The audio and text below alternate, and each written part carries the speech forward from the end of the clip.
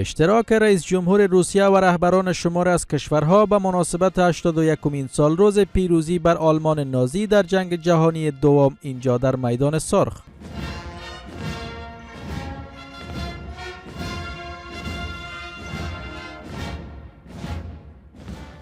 ولادیمیر پوتین در سخنرانیش در این رژه بزرگ نظامی بر پاسداری از وصیت‌ها و میراث سربازان این پیروزی تاکید می‌کند.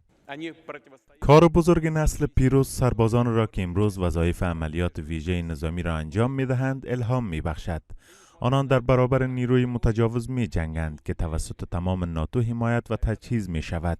با وجود این قهرمانان ما در حال پیشروی‌اند. در کنار سربازان روسی کارگران، طراحان، مهندسان، دانشمندان و مخترعان قرار دارند.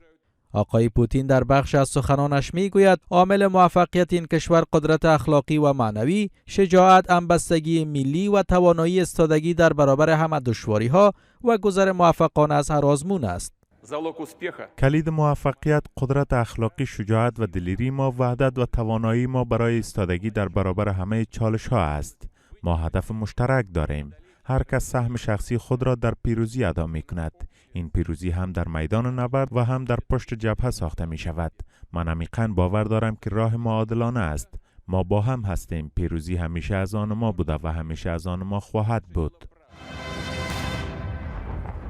رژه نظامی در میدان سرخ روسیه هم از ساله به مناسبت روز پیروزی با حضور مقام‌های بلندپایه و رهبران شمار از کشورها و همچنین اجرای برنامه‌های منظم نظامی برگزار و در آن تازه‌ترین تجهیزات و توانمندی‌های نظامی این کشور در برابر هزاران تن به نمایش گذاشته می‌شود.